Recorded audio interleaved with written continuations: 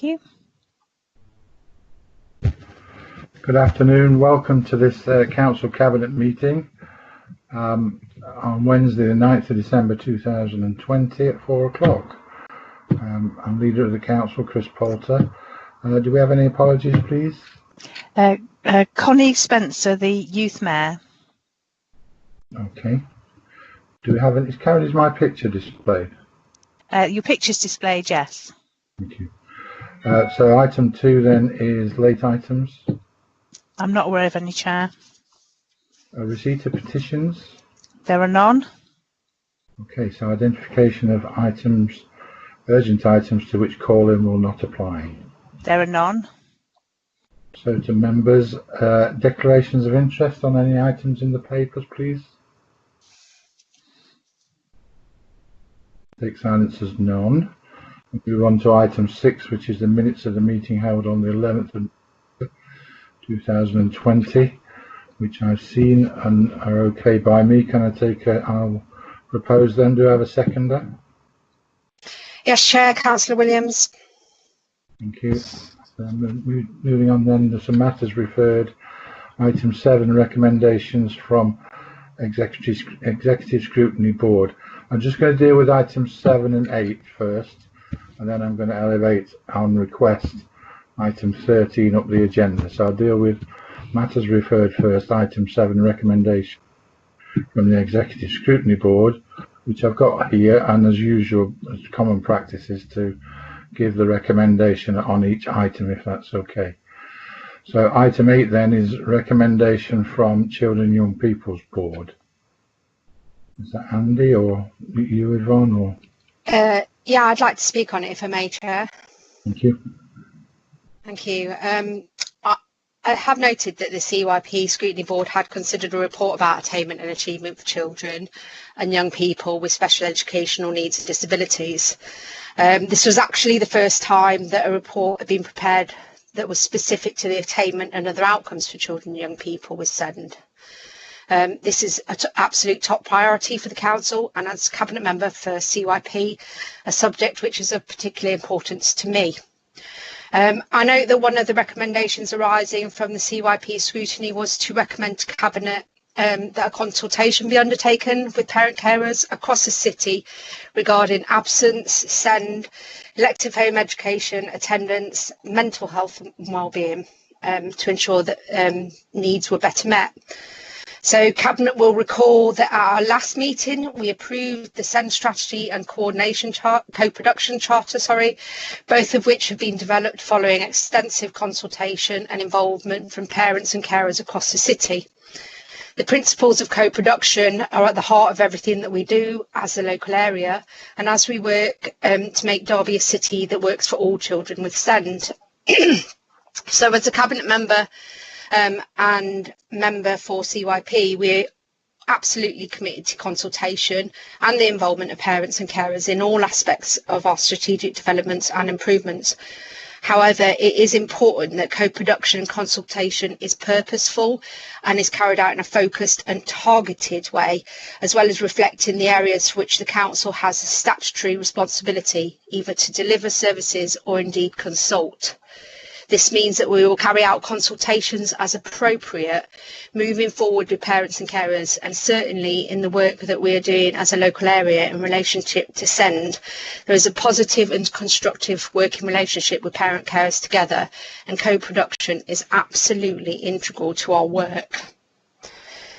So that is what I would like to say on that extract, and what we will make sure that we do is that on everything that we consult on is consulted across the board and co-produced in terms of the outcomes that we're looking for to make sure that SEND is carried forward in this city and that we get the best outcomes for our children.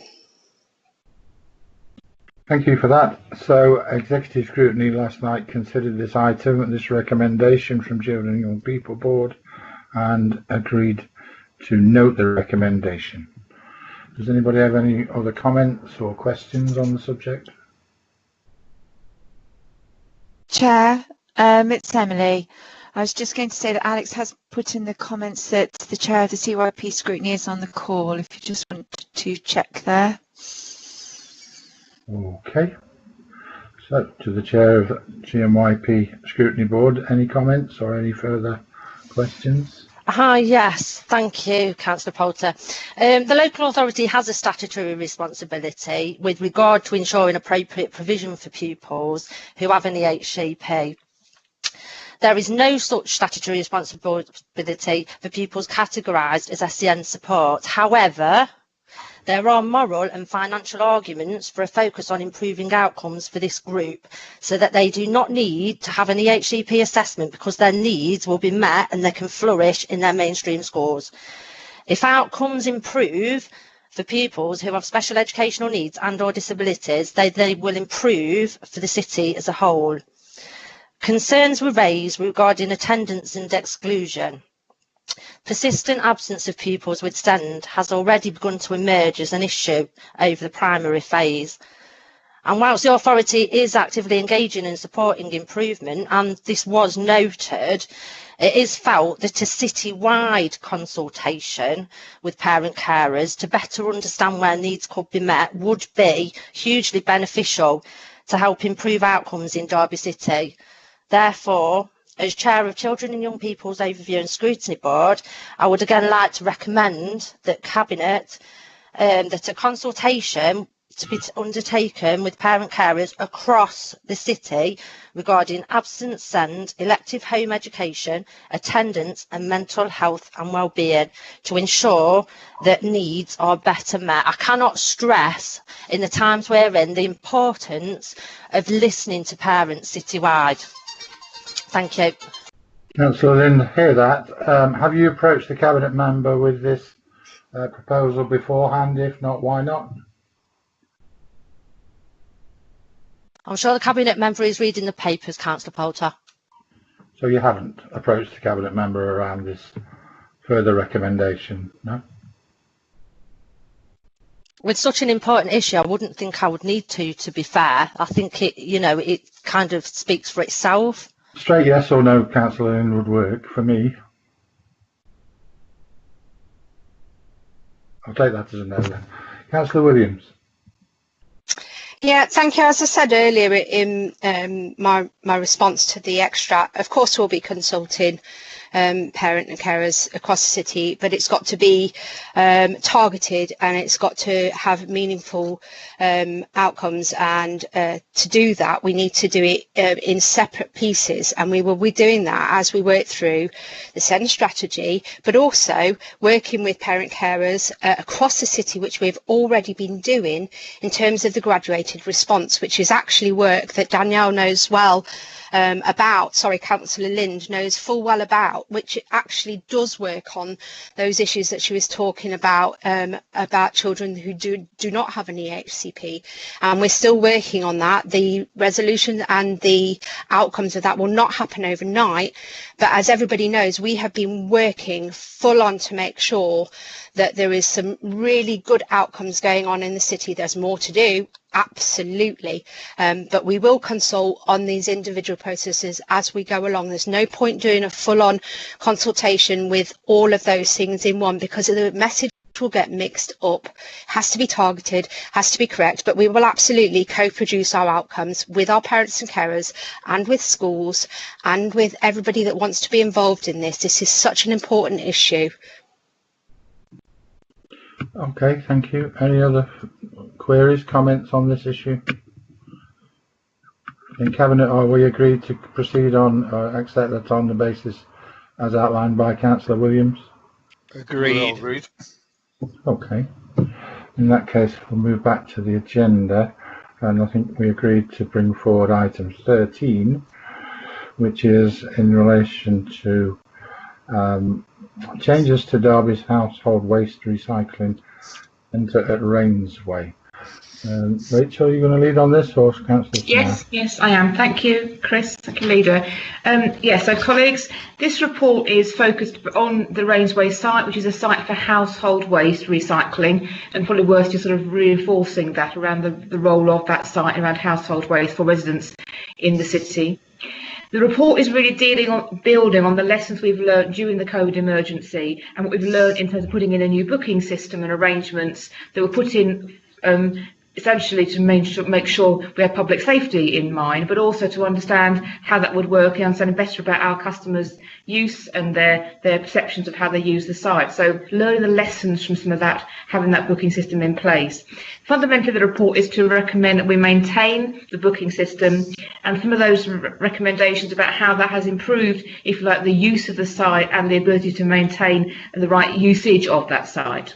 So to utilise the booking system to ensure compliance, particularly with the licence for the centre, and so restricting use of the site to Derby or Derbyshire households, and really trying to ensure that it's not being used by people across our very close border into Nottinghamshire, recognising that obviously council taxpayers are picking up the bill for the disposal of that recycling material. The second is to limit visits to the site to 12 per year per household, making it less viable for business and trading use to make use of that site. I think our recognition in the booking system, information and data has shown there are a number of people who are using it for bulk and multiple times that would suggest potentially they are not households recycling household waste. And clearly we are positive about having a regular review of how those things work, so we can change those if we need to. But at the moment, our support nationally indicates that about 12 is about right per year. And to agree that if we have any misuse of the site, we'll be able to refuse access to it and be a little bit harder about how we make sure it's used to meet its licence requirements.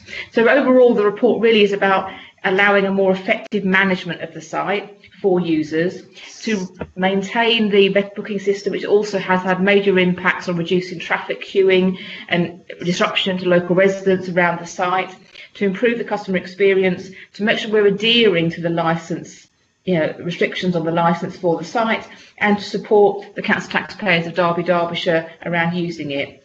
I wanted to say there were a number of recommendations put forward by exec scrutiny last night, and I think Councillor Smell happy to go through those and a recommendation sort of response to those. Thank you, Jim. Okay, thank you, Rachel. Can we put the recommendations up? I'll start to read them out anyways. There are 5, and the first one is to recommend to Council Cabinet to include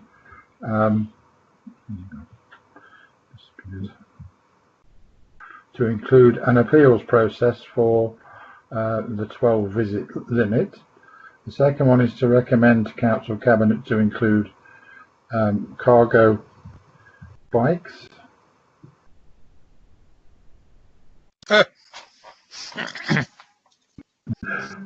Excuse me.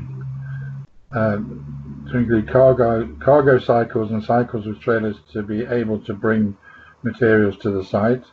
The third one is to recommend to Council Cabinet that before this new system goes live, the option be considered for residents to pay a nominal fee beyond 12 visits, thus giving scope for increased visits, but incentivising residents' attempts to stay to 12 visits. Recommendation 4 is to recommend to Council Cabinet that it explores the creation of extending specialist recycling facilities in other parts of the city, and item 5 to recommend to Council Cabinet that the redevelopment of the site is looked at before implementation. Those are the recommendations of executive scrutiny last night. The chair, I think, is present. We invite him to bring us. He took the trouble to create a speech and come with these recommendations pre-printed last night, and we ought to give him the opportunity to expand on them if he needs to. I don't know what you're referring to. I certainly didn't pre-prepare any speech at all, Chris.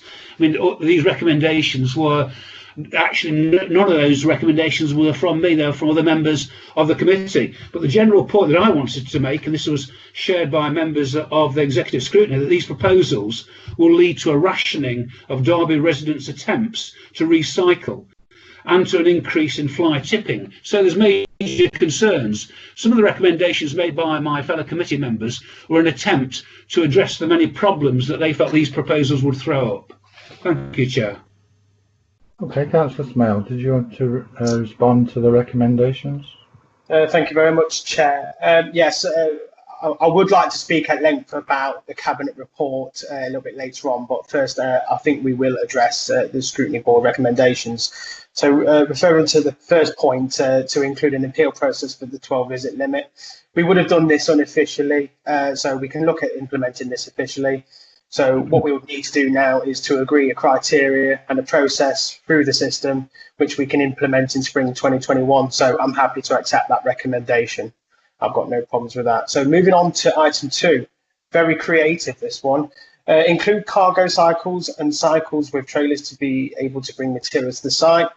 So the key issue for this one is the site movements and safety. We will need to do a site risk assessment with HW Martin, make some minor changes to the My Permit system so people can book through it using a cycle. So we'll have to do some work with IT, but I'm happy to accept that recommendation. Moving on to item 3.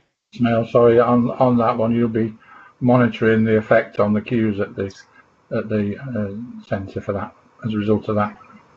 Yeah, I mean, I think it's an ingenuity way of trying to bring waste to the site. As you know, that we're not allowed to take on foot. That's not within the permit. So we will need to make sure that the risk assessment is met, but also we will monitor if the uptake is of significant use. I would imagine at early stages that the use of cargo cycles or cycles with trailers may be quite a small amount of numbers, but it's one that we're willing to accept and we'll monitor as the situation goes on. Moving on to item 3 or recommendation 3, with regards, before this new system goes live, there's an option for residents to pay nominal fee for more than 12 visits. This one makes me a little bit nervous, if I'm going to be honest with you. I see what the intention is, but I don't believe that we should be charging any more for disposal of household waste. We can charge for certain materials such as rubble, tyres and asbestos, but we can't really charge for domestic waste.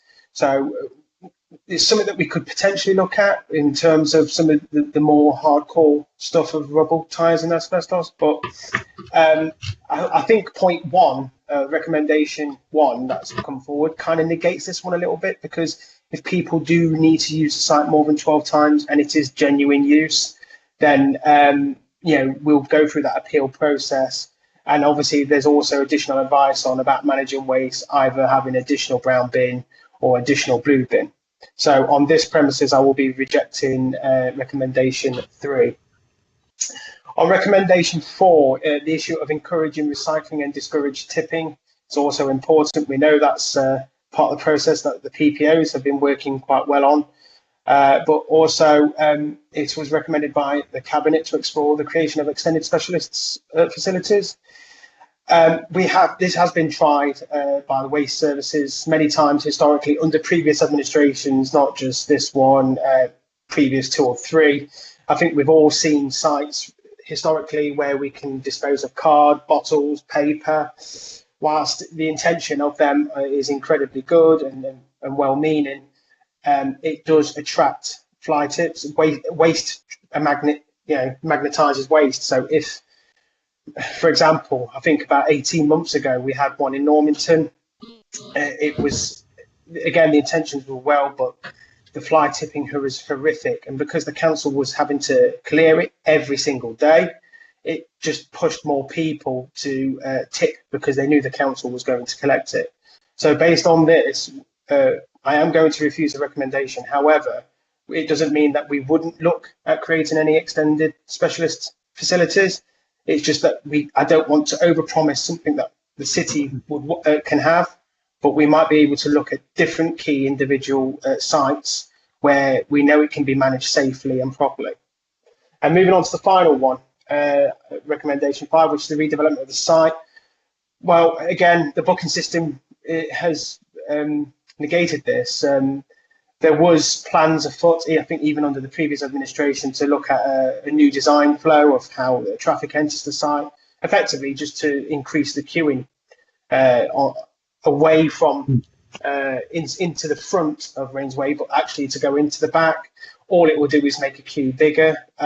We feel that the booking system actually removes the queuing element completely. So I don't think, based on that recommendation 5 should be refused. But I'm happy to take the first 2 recommendations, Chair. What happened to your plans for a second waste site in the city? Yeah, we did make a manifesto commitment with regards to a second waste plant. Unfortunately, we have moved on a little bit since then, since the 2 years ago, where we did look at options for an additional waste plant. We have had issues with regards to budget since capital budgets. The administration's priority when we first came in was to deal with items such as the A52, which took a significant chunk of capital budget. A new recycling centre is not something that will come cheap. You're talking a minimum 10 to 15 million for one of probably a decent size for this city. It is not one that we've put on the back burner completely. It is one that we'd be more than happy to keep on pursuing. The waste strategy is always being worked upon. We also think that as time moves on with regards to how we deal with our residual waste, obviously there's a business case to be made about that, but there could be sites elsewhere across the city that we could implement another HWRC. And that will be a case for waste officers to bring proposals towards the Cabinet and potentially to the Council to decide upon. Okay, so we'll take questions through the chair if you don't mind. Councillor Smoe, you indicated you want to speak on the paper itself in general. Do you want to do that now or at a later stage? Now, I would like to listen to some points of view made by fellow councillors and try and address some of those as well as my points of view, if you don't mind, please, Chair. In that case, I'll move to the comments, and that was Councillor Graves that indicated first, I believe. Thank you very much, Mr. Chairman. I think at the outset, I need to sort of say that I'm disappointed that we, as a council, are sticking with the permit system when there are so many other local authorities that have allowed freer access to their recycling and getting rid of their waste. I do feel that it's a disservice to many of our residents out there, and I'd like to point to the fact that there are a lot more fly tipping episodes, and that's mainly caused because people can't easily access the Rainsway site. I accept the fact that the queuing has disappeared. However, we do seem to be having to collect a lot more fly tipping episodes throughout the city, and Alveston and Bolton Ward are just as prevalent to that, which actually I'd like to talk about 7.1 first, just because of the fly tipping. It says there that there's a budgetary saving of £150,000, and yet I suspect that our fly tipping costs are over £500,000 because of it. So is that just it's not my budget, it's somebody else's budget, and I don't care? I think we should have a little bit more joined up and think about how we can resolve the fly tipping. And I think the permit system is actually one of the problems that we've got. However, you are adamant that you want to stick with the My Permit, and I understand that. I have actually spoken to the Cabinet member, and one of the things that is wrong with the My Permit system is that if we introduce 12, or if you introduce 12 visits, then people need to be able to cancel their visit. I mean, I've had a situation personally where I booked a visit and then found, which was nearly 2 weeks ahead, but when that time came, I hadn't got my waste ready to take, and I couldn't cancel my appointment. The system doesn't allow you to do that, and therefore, if that was one of my 12, I'd be pretty annoyed at the fact that I've lost one of my 12 visits, because you have to plan ahead. It's very, very, very difficult when you plan ahead. So I think one of the things that is remiss is this ability to cancel one of your appointments. I also have queries over the introduction of the use of the My Permit, because I'm reading all the information about the fact that people are using the current system improperly, such as the 43 bookings and the 43 bookings, Well, you know, IT are very good at bringing that information out. You've got it in front of you. Stop them. Just stop them and say that is not acceptable. You don't need to introduce restricted access to everybody just because a few people are misusing it. I think we need to think about that much more clearly than we have done, because human beings are very good at seeing what the barriers are and working their way around it. And the system that you're putting in, they will work their way around it. And I've already explained that, you know, if I was wanting to put 45 in, I would just use different addresses, because the system allows you to put any address in that you want. There's no restriction. I could say I was from Glossop and I'd still get a space. And then I could say that I was from a different part of Derbyshire and I could still get a space. It's you know, we need to, don't use a hammer to crack the nut. I think that's my message on that. And I also queried, and I did query this with John, and that is the number of people coming from other counties. I can't see that people would drive a long way to go to Rainsway to tip their rubbish, because it would cost them more in fuel. You know, we're not very, you know, the nearest place we're close to is the border of Nottinghamshire, but even then there's still a long way to get to Rainsway. And so I think that's an erroneous message. Don't get me wrong, I do think some people do use it, but it's because they come to Derby anyway. And personally, I would rather that they dumped it in Rainsway than dumped it on my streets. Thank you, Chair. Okay, thank you, Alan. And I know that the Cabinet member appreciates the fact that you took the time to speak to him about your concerns in advance, and I think he's been able to give you some reassurance on a couple of those points. Councillor Smale, did you want to comment on that? Thank you. Yeah, Councillor Graves, I appreciate you actually. I think actually that the meeting that we held last Friday was quite honest and frank. I actually quite enjoyed it, and you come across it again. It's another fresh pair of eyes looking at this paper from the outside in. So sometimes, yeah, we can be quite tunnel vision. Your point about cancelling tip appointments, yeah, I think that's already been taken away by our waste service colleagues to implement. So you raise a valid point. Someone could book a trip in 1 week's time, but personal circumstances, through work, through home life, grievances, and let's be honest, weather is a key factor in this. I mean, when we talked last Friday, it was sodden wet outside. It wasn't a day to go to Rainsway. So what we discussed with waste services was to put in that cancellation option, but then also releases that slot back into the system. So then let's say there is someone who desperately needs to use the refuse centre in let's say today or tomorrow, that they can still have a log in, or not, you don't even have to log in, but the option's there if you want to, but to book that option.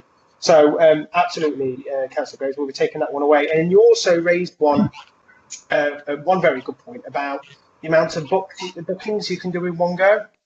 I think you used a good analogy comparing to shopping delivery, home shopping delivery, that you could only do a maximum of 2, and one would only be freed up after once you've booked the first one. So instead of someone just booking, I mean, with the best will intention at the moment, the website says please only book one at a time. But if you can book more than once, of course you're going to book more than once. So IT are taking that point on board about making sure that people book appropriately and not do mass bookings as we move on.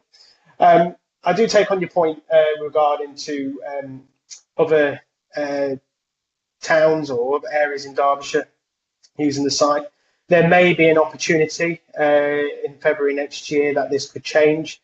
That is something that we will take away and look on board. It could be something that we could bring back to Cabinet and to Council to say that we should possibly look at site only just for Derby. Currently, we do have an inter-authority agreement with Derbyshire, but there may be some opportunities in the road in the next 18 months to change that policy, which will help benefit Derby.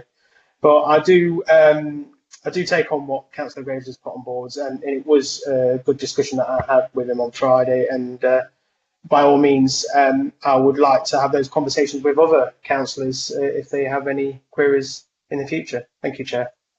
Thank you, Rachel. There was the issue of fly tipping raised, and I think there are some common misconceptions about the levels of fly tipping and the causes. Were you able to make any comment in relation to that? Yes, thank you, Chris. We have no evidence of increased fly tipping over the last 9 months that would equate for anything that would detract from the booking system for Rainsway. It always appears people are always very concerned about fly tipping, but obviously we get reports of that and we pick it up. There is no increase that we've seen in the city in that period. Okay, thank you. Thank you for that. So going back to the chat, Councillor Ingham, you've asked to speak.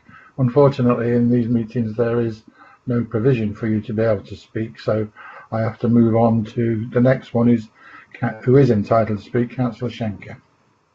What? You can't possibly do that to me, Chris. You've got to let me ask questions. No, I don't have to, and you're not entitled to, Councillor Ingham. Councillor Schenker. Thank you, Chair. Right.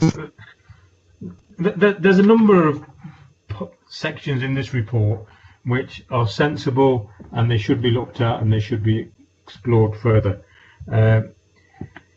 Restricting the use of the site to Derby residents is the right thing to do. I appreciate we're tied into agreements with Derbyshire at the moment, but I don't believe the introductory agreement, which is now falling aside, says we must keep our recycling centre open to Derbyshire residents. Councillor Graves might fall victim of that if that's implemented, but Councillor Smith has given us an indication he is looking into that. Use of a booking system per se, if it's the right booking system, is probably a sensible idea to do, but the current system isn't working. And I challenge anybody who says to me the statistics, prove it is working. The waste going through Rainsway is absolutely plummeted. It's as low as 25% of what it was last year in certain months. And if we take the lockdown months out, I'm talking months when the site was open in some fashion. Fly tipping figures provided to me by officers clearly show fly tipping is on the increase in Derby. It's not. We can't even deny that. It's clearly showing an increase in fly tipping. The figures show that. It's not an excuse for fly tipping, let me add, but unfortunately some people are choosing to do that, and it's the wrong behaviour and we need to deal with it. But it is, as I believe, a consequence of the limited use of the site.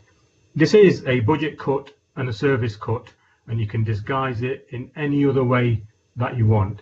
It's reducing service provision for Derby residents. 1.1 of the report, it says it straight away. This is a facility provided for residents, and we're limiting that service now. We're limiting that facility, and it's not the right thing to do. We could have a booking system, I believe, which is a lot more flexible and allows people to use the service. A couple of other points I'd make, Chair, and if you could respond or the Cabinet member responds. In the report, it says there'll be an annual saving of £150,000. A decent chunk of money, but is it worth the level of service being cut to residents? I would say not. But if you go to the budget papers that were released just yesterday, there's a budget saving for this site of in excess of £300,000. So what is the saving? Is it £150,000 annually, as this report suggests, or is it £300,000 plus, as the budget document would suggest? I'd also draw your attention to, I believe it is section 5 of the report. Yeah, 5.1 to 5.5. It's titled Public and Stakeholder Engagement. Not one of them 5 points says to me there's been any public engagement in these proposals. There's been some chats with officers at the county, there's been chats with or amongst waste management officers themselves, but there's been no public consultation. I think I'd prefer it if somebody just wrote in there has been no public consultation, which there hasn't. Again, I'll challenge anybody who would say yes, there has been public consultation. This is a cut to a service and a budget being brought in on the back of COVID. It's completely wrong. Absolutely opposed to it.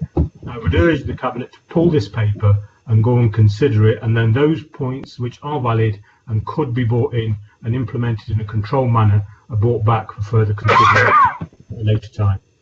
Thank you, Chair. Okay, I hear that. I don't consider it in any way, shape or form a cut. I think it's an enhancement to the service, and the report is perfectly clear in respect to the points that you raised. So, Councillor Skelton?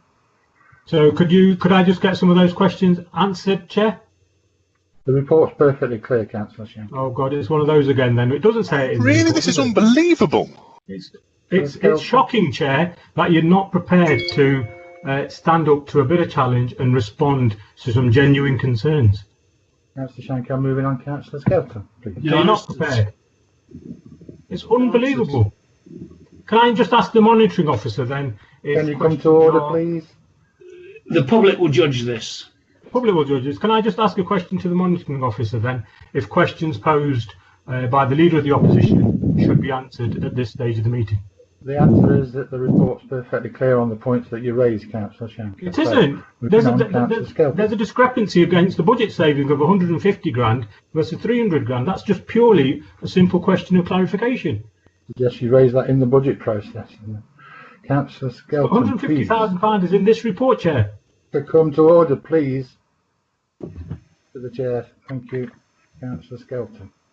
Right. I'd just like to take up the point really about another site. Obviously, that was previously looked at, but it does need to be remembered that not everybody can actually get to Rainsway, because they don't either have a suitable vehicle, whether that happens to be a motorised one or a pedal-powered one. And obviously, those households will still, have waste that they can't get into their wheelie bins. Now, we have had, obviously, around the city compactor events and similar. But I would ask that the Cabinet member takes a look at the whole concept of compactor events and similar things as to whether we can use that to help get more waste out of people's houses, rather than having people be tempted to dump it on the streets. There certainly are issues about the booking system at the moment, because certainly on the southwest side of Derby, there's quite a number of people I've heard saying they've been to Burton Tip because they haven't been able to get in and book in at Derby. So there are issues that still need looking at. Thank you, Councillor Skelton. I think Councillor Smell's given a full and detailed answer in relation to second sites, but I don't think we've addressed the issue of compactor days and things. I don't know if you wanted to comment, Councillor Smell, on compactor days. Yes, thank you, Chair. Compactor days are a key part of the neighbourhood agenda. I think we've all used them across our various boards with individual wards with the neighbourhoods team. We do want to continue with compactor days with Street Pride, and they will continue going forward with the use of neighbourhood board funding that we normally have on a Mondays normally, when we can have the staff to come in, but they will be a key part of moving forward as now we've come out of lockdown and moving into the tier system. We will be able to implement them again soon. And I think they were suspended during the second lockdown. Yes, they were suspended during the second lockdown, yes, but they'll be looking to restart them. Okay, for information, I booked, Councillor Repton, I booked a trip to the Tip today, and I'm going at the weekend, and my old bed is ready and waiting to be tipped, so I'll be there.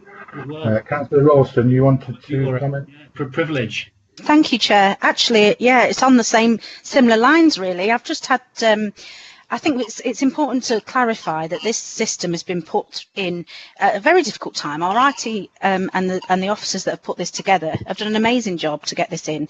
It was a need at the time that during COVID there was an extensive use and it needed to be monitored. I think Councillor Graves will agree with me. There's a massive impact on the businesses in that area, and people were queuing for an awful lot of time, causing traffic issues, etc. And this was has been really welcomed actually by many residents. I've had many comments and people saying to me, please keep the system, it's brilliant, it's much easier, it's you know, all the rest of it, really positive. And yes, I think there was a sort of novelty, and there was quite a long period of waiting at a certain points because of the numbers, but actually, having looked just, I could make an appointment now for Sunday morning, and any time on Monday, and any time on Saturday next week. And so actually, I think you know, this storm in the teacup has passed. This pressure on the system has been, the workings that have been done in the background have been significantly improved, and the offer there has seen some really positive comments from people. So I just think, again, it's just politicising something that actually the residents that we're speaking to have found a much more better service. It's not a cut, it's an improved service, and I think that needs to be made really clear. You know, we talk about the fact that those that can't get there, we do have the collection service. I've used it, and I used it during lockdown, right before lockdown potentially, but I can't remember the exact date. And that's again been a brilliant service that this council offers. And I just think, again, we just need to stop trying to find fault with a system here that is actually improving the offer for the residents of Derby. And I just think that, again, we're back to politicising it, something that actually the majority of people see as a positive move. Okay, thank you. Councillor Smoe, you want to sum up? We're giving this quite a good airing, so if you can, we've got other matters to deal with, if you can. I know, Chair, but yeah, waste is a very passionate subject of mine, and for a lot of us and a lot of the residents of the city. But this isn't a prescriptive route that we're going down. We're going to be flexible about this. This is all about creating new efficiencies for the site, about maximising its potential use for household use. That's what it's about. We want to make sure that we get the right waste in, that is household waste. That's what we're permitted to do, so that is what we're looking to source. We have increased, just recently after having conversation, we have increased the slots by another 25%. So the hourly rate of slots have increased 25%, which will help, which is driving down the times, which if you go on the website now, I think I checked about an hour ago, you could book for Sunday. So we was at a lead time of 14 days. We're now down to 4. I have set challenges with waste services to drive those wait times down to a point that, you know, we can almost get people to be able to book within 5 working days. That's the ideal goal. That's the target we've set. So we would like to, like I said, it's not prescriptive. My offer would be is this system's not coming in until spring 2021. But if there is issues, we will revisit it. And what I would ask is the scrutiny board to visit this after 3 months of its first use. And then after the first 3 months to see where we are. It might be a case of that times have changed, social distancing rules may no longer be applicable by then. So it could mean that the system could change entirely different again. It could be that the fact that the booking system stays, but we're able to increase more slots. Like I said, we have a great deal of flexibility, and we will work to be flexible on this. And if there's anyone that would like, any fellow councillors that would like to go through some of this, I'm more than happy to. Thank you, Chair. Okay, thank you. So that takes us through those requests to speak. Just to be for clarity, we can agree to recommendations 1 and 2, but we're unable to support recommendations 3, 4 and 5. We have recommendations 2.1 to 2.4. Can they be agreed, Cabinet? Agreed. Agreed. Okay, agreed. Then reverting to the agenda, we'll go to item 9 and the adult social care charging policy. Thank you, Chair, and please bear with me. I think I'm having some IT problems this afternoon, but hopefully you can at least hear me, and you might even be able to see me as well. Yeah, you can, Chair. Yeah. Okay, so the adult social care charging policy. So the council is required to review its adult social care charging policy every 2 years. This year, in addition to reviewing and updating the policy, a public consultation and equality impact assessment was carried out because it's 5 years since a similar process has been done. The charging policy is governed by the 2014 Care Act and covers charging for care and support provided in both community-based and residential settings, and we are required to have a charging policy. For the consultation, 406 customers were emailed and we wrote to 5,532 customers and carers, so only receiving just over 50 responses is disappointing, if not entirely unexpected, given the typically low rates of responses in consultations such as this, and of course the pandemic context we're all currently living in. The responses received were broadly supportive of the changes which are summarised in 4.4 of the report and are not materially significant and include some of the common practice or statutory items not explicitly referenced in the previous version of the policy. The proposed changes are captured in detail in Appendix 2 and the detailed policies in Appendix 5. Subject to Cabinet agreement, this policy will be implemented on the 1st of January. Then in the usual way, Cabinet will receive the annual fees and charges report in April. So I'd ask Cabinet to agree the recommendations 2.1 and 2.2. So for completeness, Scrutiny Board looked at this last night and resolved to note the recommendations. Councillor Webb, any further comments? Just support what Andy has just said. The charging policy needs reviewing. We have reviewed it. It seems to have broad support from those people that responded to the consultation, and the principles surrounding it are compliant with the Care Act 2014, so I would recommend that we adopt the policy. Okay, so any other questions or comments? In that case, I can put recommendations 2.1 to 2.2. Can they be agreed? Agreed. Okay, so item 10 then is the Adult Learning Service Strategy Plan. Thanks, Chair. That's me again. So the Derby Adult Learning Services, or DALS, strategic plan. So the purpose of the DALS strategic plan coming to Cabinet is because the service is regulated by Ofsted, and strategic planning across the service is required to have governance from the most senior level, which we are defining as the executive of the council. DALS is expecting an Ofsted inspection when we move out of the pandemic, and actually was 2 days into an inspection when the country went into lockdown in March, so the inspection was aborted, which was a bit of a shame because it was going very well at that point.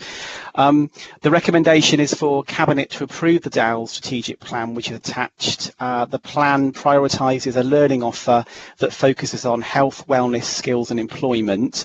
I think what's particularly positive and exciting about the plan is how this links to our recovery planning as we emerge out of the pandemic, since DALS want to be at the forefront of leading community development initiatives using the funding that the service receives from the Education and Skills Funding Agency, with a training offer that is integrated into the recovery of the city. This means it's important in our community recovery work going forward, which Rachel and I are leading on. We know about the impact of the pandemic on citizens across Derby in terms of high and increasing levels of unemployment, loneliness and isolation. In order to have the most social impact, the plan is designed to engage and support Derby residents at a time of significant challenge to provide learning that promotes positive health and well-being, employability and opportunities to learn new skills and develop stronger communities. So I would ask Cabinet to agree recommendation 2.1. Okay, again for clarity, Exec Scrutiny considered this item and agreed to note the report. Councillor Webb, anything to add? It would be Councillor Williams, if you don't mind, sir. I'm sorry. That's all right. I would just like to echo what Andy said, but I would also like to say a massive thank you to the DALS team, because they have been absolutely amazing during the pandemic. As you know, within weeks of us going into the lockdown, they had on board 7,000 new learners, all learning for free while the pandemic was on. They did fantastic there. Then during this, they also applied for some ESOL funding, again to work with some of our most vulnerable learners in the community, and are doing an amazing job there, working with a whole range of different partners across the city, from theatres to sports groups, helping people whose English is a second language to them. So that has been amazing. They are being leaders in the community development, and they are leading the way in terms of recovery and what it could potentially look like for this city. So I just want to big them up for a little while, because I think it's really important to do that. So really grateful for the leadership there, and hope you can accept the recommendation, Chair. Thank you. Thank you. Any other comments or questions on item 10? No. Yes, Chair. Sorry, I've just put it in the chat. The Shanker just got in there. Go on. There you go. See, you might allow somebody to respond this time as well. No, just want to endorse this report and pass on record our thanks to DALS. They do an amazing service. Some years ago, officers did recommend to us or certain officers, should I say, to try and wind down this service. It was completely the wrong thing to do.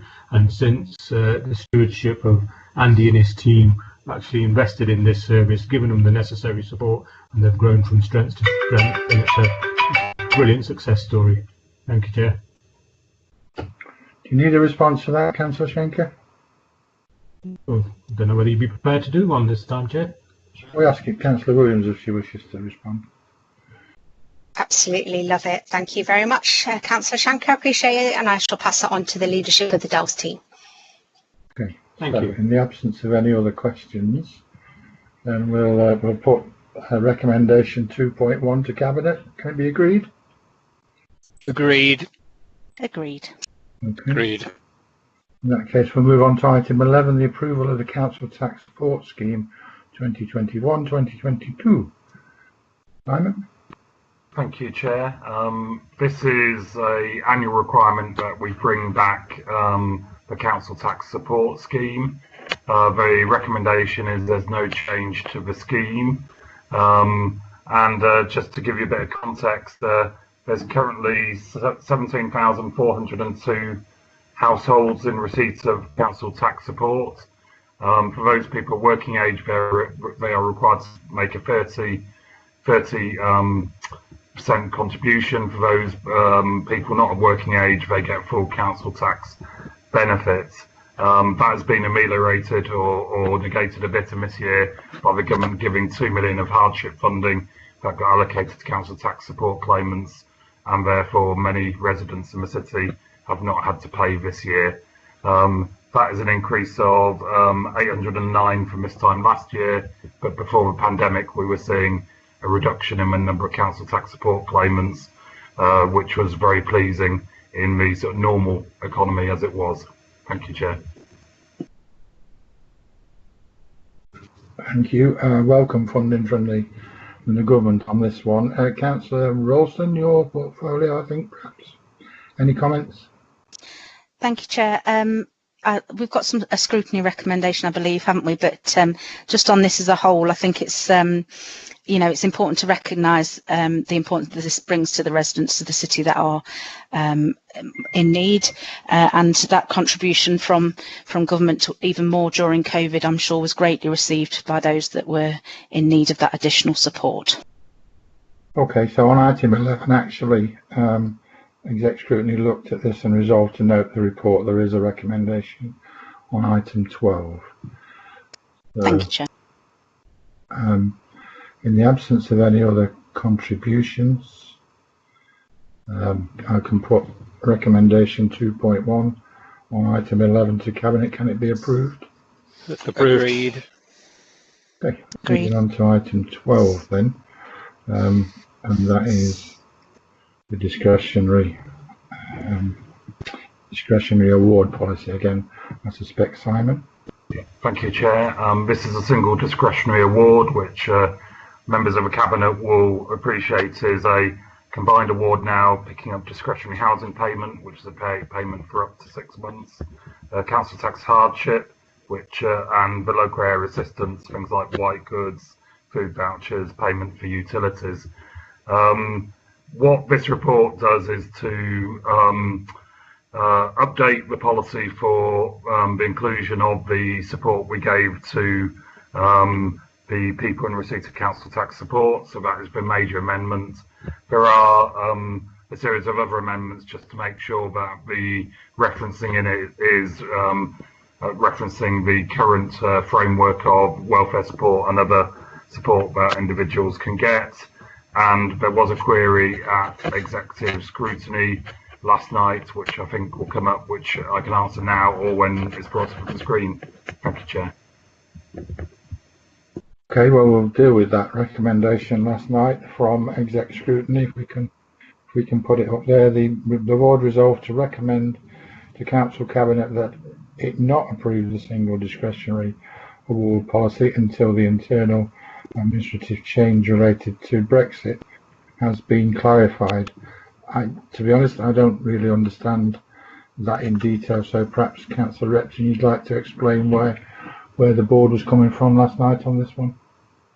I think Simon's probably better placed than I was at the meeting last night. I think he has something to add, so I'll go over to Simon. Thank you. Do you want me to respond, Chair? Thank you, Simon. Okay, so this was a reference in the internal administration section, page 13 of the policy, and relates to how we would ensure the future resilience of the policy given any emerging issues that could happen. In there were two areas referenced, Brexit and universal credit migration.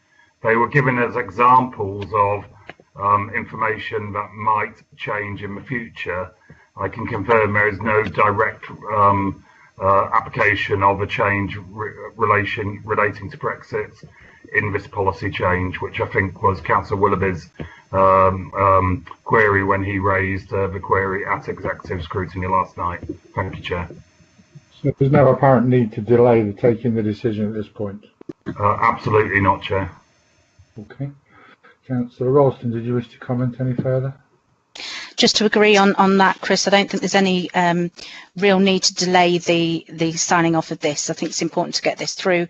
The single discretionary award, as I've alluded to, is a massive help to those in need. And in terms of this, the current version says all awards will be subject to review to ensure the scheme is run economically. So obviously any need that arises in the future will be considered.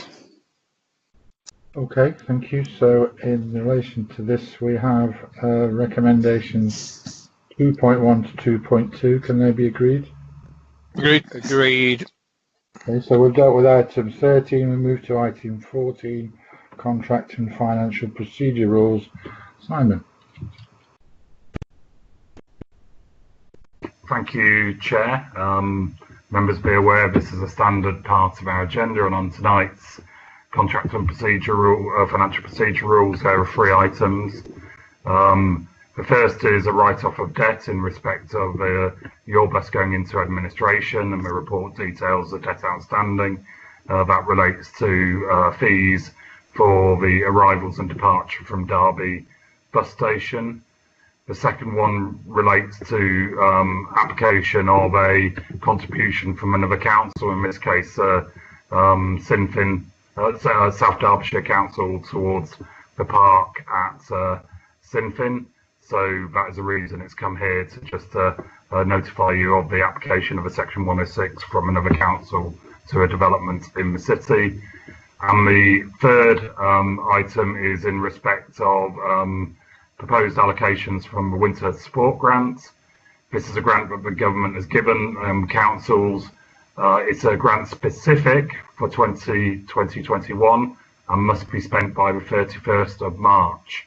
So this grant is very in line with our financial procedure rules, is notifying you of the receipt of the grant and asking for confirmation of the application of the grant. but it does relate, and I have to stress this because it was raised at the exec scrutiny last night, and I made the same comment that this is a 2021 grant application, and the proposed allocations are detailed in the appendix. Thank you, Chair. Thank you. So we'll deal with the recommendations from scrutiny last night. The first one, if you can put them up, the first one is to recommend to Council Cabinet that it implements in full the Council's agreed decision to provide free meals throughout the whole of 2021, and to recommend to Council Cabinet that the new path around Sinfin Moor Park should be a minimum of 3 metres wide, and if funding allows, some seats to be provided along the route.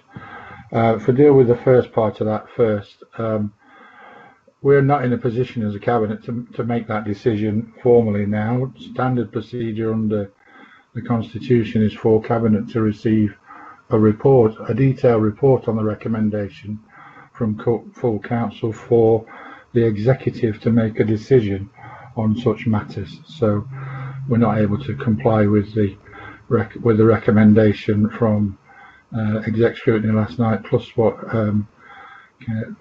Simon had to add in relation to that. Can I speak to this, please, Chair? You can. The executive scrutiny was simply wanting a commitment. I think it's quite reasonable for executive scrutiny to say, yes, we've got this provision up until the end of March, but what about the rest of the year? And it's quite possible for Cabinet now, in principle, to say, yeah, we know that the policy of full Council is to provide for the provision of meals the rest of the year, and we'll certainly be doing that. So I think it's really up to you and the rest of the Cabinet tonight to say, yes, we will not override Council policy, which was agreed only a matter of weeks ago. I'll repeat and refer you to Simon's partial answer to it, and that indicates to me that there are details that need to be included in a report to Cabinet in line with procedures for us to be able to make a full executive decision. So we're not in a position to make that decision now. Chair, can I comment on that, please? It's Councillor Williams. Very much. I think it's important to understand the Constitution and what is a key decision, and based on what the Council's motions were last week, the minimum that it would cost from the budget to be able to do that to the end of 2021 is £1.62 million, and that does not include any increase in the free school meals allocations that have come through because of the campaign that we have been running to try and get more people to sign up to free school meals. I'm really glad to say that there has been an increased sign up in those, and I'm glad to say that for one reason, and that is because schools will be able to get pupil premium because of that, which enables the schools, I think it's just over £1,000 per pupil to be spent on that per pupil, and that means that they're going to have better outcomes and more funding towards them on the schools. So I will be bringing a report to a future Cabinet to look at what the Council most has said, and I will give my commitment to do everything that we can do, but it has to be looked at correctly through the right financial procedures and not try and skip those financial procedures, and that is what the Constitution is about, and that's why I'll be bringing the report to a future Cabinet. Okay, was it on this you wanted to speak, Councillor Shanker? Yes, please, Chair. So yeah, on 4.3.2, appreciate this.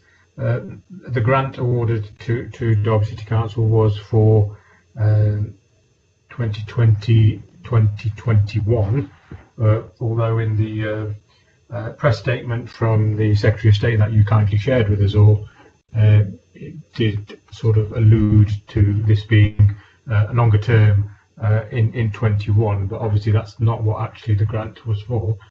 I suppose what we're looking for here is support and a commitment to uphold the full Council decision and do whatever we can to make sure the provision of free school, vouchers for children entitled to free school meals, although the report says entitled to free schools for some weird reason, is upheld, because increasing outcomes of children in our schools, as Councillor Williams has just said, is really important.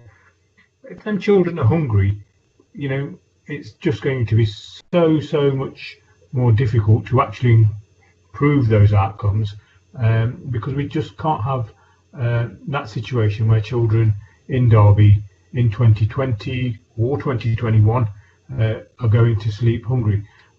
We did, or Councillor Williams did, make a commitment prior to the grant being awarded that we would bring in the voucher system for Christmas, and that was, I think, to the tune of about £300,000. Councillor Williams will probably have a more accurate figure.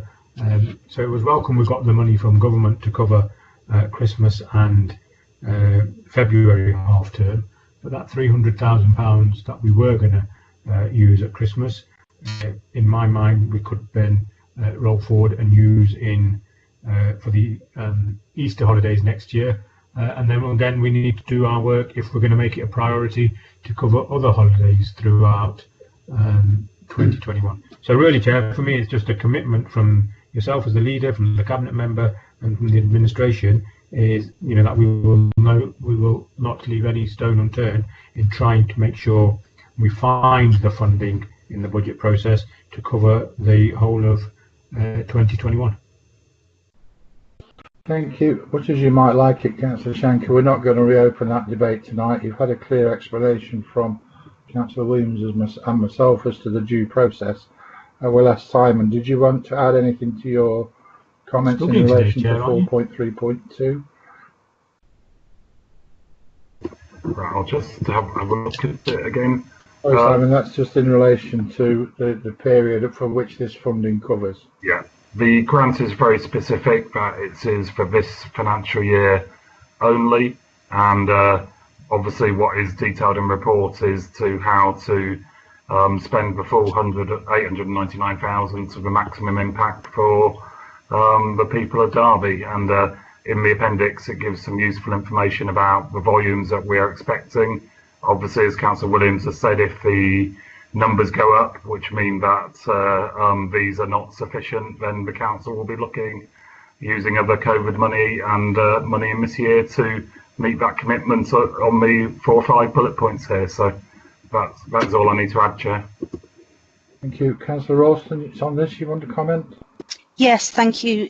Just in relation to this, I think it's very good of Councillor Shanker to acknowledge the contribution from government. It has been well received, and in terms of future, there is nothing to say that that may not be an increased or an additional funding that may come again from government. The reality is this is based on this financial year, as been discussed, 2020 to 2021. Future years, the impact of this on the MTFP will be significant. It is an increase, a large sum of funding that will need to be allocated, potentially need to be allocated, and with that will become the realisation of having to find where that funding would come from.